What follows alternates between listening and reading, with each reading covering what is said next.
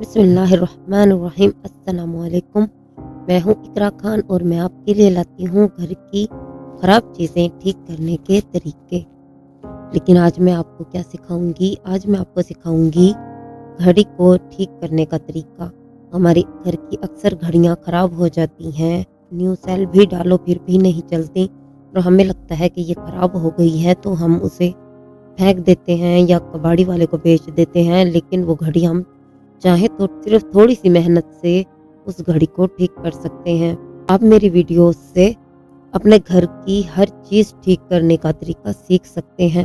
जैसा कि पिछली वीडियो में मैंने इस्त्री बनाने का तरीका सिखाया था, तो इस वीडियो में मैं आपको घड़ी ठीक करने का तरीका सिखाऊंगी। मेरी भी ये घड़ी खराब हो गई है, ये नहीं चलती। तोशिबा का अच्छे वाला न्यू सेल मैंने खरीद कर इसे लगाया है, लेकिन फिर भी ये नहीं चलती।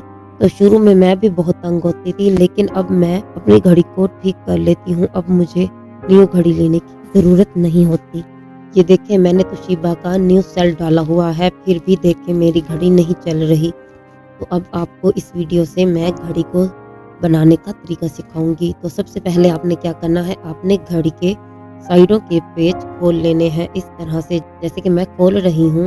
आपने भी इस तरह से अपनी घड़ी के सारे पेच खोल लेने हैं। पेच खोल लेने से इसका सामने वाला शीशा जो है ये खुल जाएगा। तो आपने इसे खोलने के बाद क्या करना है, आपने एक एक करके इसकी सारी सुइयां उतार लेनी है इस तरह से, जैसे कि मैं उतार रही हूँ।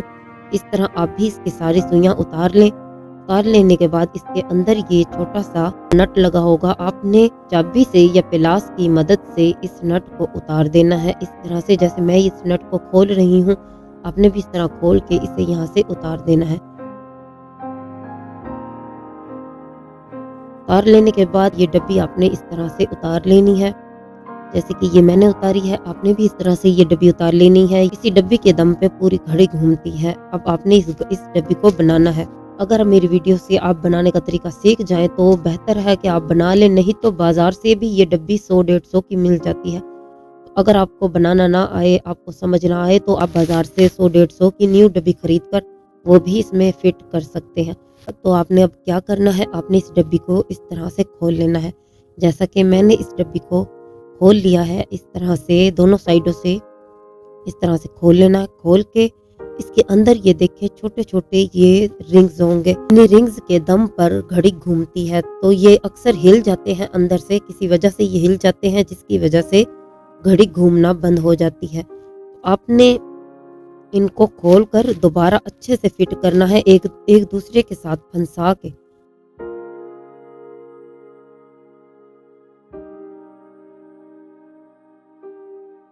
अच्छे से, ताकि एक घूमे तो उसके साथ साथ बाकी भी घूमे। उस तरह से आपने इनको अच्छे से, जिस तरह ये देखें जिस तरह से मैं फिट कर रही हूँ, एक एक को तरीके से इस तरह से एक दूसरे से फंसा कर आपने इसको फिट करना है।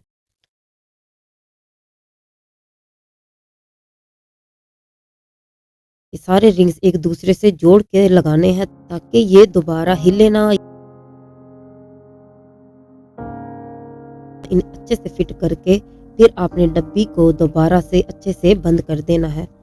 बंद कर देने के बाद इसमें आपने सेल लगा के देखना है। अगर तो टिक टिक की आवाज़ अंदर से आ रही है तो समझ जाएं कि आपके रिंग्स सही फिट हुए हैं। अगर कोई आवाज़ नहीं आ रही तो आप इसे दोबारा खोल के चेक करें और इसे दोबारा सही से फिट करें। मुझे तो इसके अंदर से आवाज़ आ रही है टिक टिक की, तो इसका मतलब है मेरे रिंग्स सही लगे हैं, तो इसीलिए मैं अब इसे दोबारा नहीं खोलूंगी। और अब इसे हमें दोबारा से फिट करना है, जैसा कि हमने घड़ी को खोला था वैसे ही इसको दोबारा लगाकर हमने नट को अच्छे से फिट कर देना है। दोबारा चाबी की मदद से इस तरह से नट को आपने दोबारा लगा देना है। लगा देने के बाद फिर आपने क्या करना है, आपने सबसे नीचे सबसे छोटी वाली सुई जो घंटा बताती है, आपने सबसे पहले वो लगानी है। इस तरह से अच्छे से उसको लगा देना है। ध्यान रखें कि ना तो वो घड़ी के साथ टच हो और ना ही वो बहुत ऊपर हो कि दूसरी सुइयों के साथ टच हो। उसे तरतीब से उसका सही बैलेंस बना के उसे लगा देनी है। इसको करने के बाद आपने जो बड़ी सुई है जो मिनट बताती है, आपने अब उसको फिट करना है। उसको भी ध्यान से उसका सही बैलेंस बना के फिट करना है कि ना वो नीचे वाली सुई से टकराए और ना ही ऊपर वाली सेकंड बताने वाली सुई से टकराए उसका भी सही से बैलेंस बनाना है। उसके बाद आपने सेकंड बताने वाली सुई को ऊपर लगा देना है। इसको भी ध्यान से लगाना है कि ये नीचे वाली सुइयों से ना टकराए और इतना ऊपर भी नहीं लगाना कि ऊपर शीशे से टकराए। इससे सुइयां अटक जाएंगी, फिर इससे सुई अटक जाएगी और सुई नहीं घूमेगी। ऊपर इसके शीशा रख के आपने देखना है कि सुई कहीं शीशे से तो नहीं टकरा रही। अगर टकरा रही है तो इसको हाथों की मदद से थोड़ा नीचे कर देना है। इस तरह से करके आपने तीनों सुइयों को सही तरह से फिट कर देना है और करके और दोबारा शीशा लगा के दोबारा से वैसे ही पेच लगा के इसको बंद कर देना है। जिस तरह से घड़ी को खोला था वैसे ही घड़ी को बंद कर देना है। और सुइयों का खास तौर पे ख्याल रखना है कि ना सुइयां एक दूसरे से टकराएं और ना ही सुइयां इतनी ऊपर हों कि शीशे से टकराएं। उसके बाद आपने घड़ी को अच्छे से बंद करके इसको सेल लगा के देखना है कि घड़ी चल रही है या नहीं। देखे मैंने वही तोशिबा का वही सेल दोबारा से लगाया है और मेरी घड़ी देखे अच्छी खासी चल रही है। देखें आपके सामने मेरी घड़ी किस तरह से घूम रही है। आप भी इस तरह से अपनी घड़ियों को ठीक कर सकते हैं। अगर आपको ये वीडियो अच्छी लगी है तो प्लीज़ मेरे इस चैनल को लाइक और सब्सक्राइब कर दें। अल्लाह आप सबको हमेशा खुश रखे, अपना बहुत सारा ख्याल रखें और मेरे लिए ढेर सारी दुआएं करें। अल्लाह हाफिज़।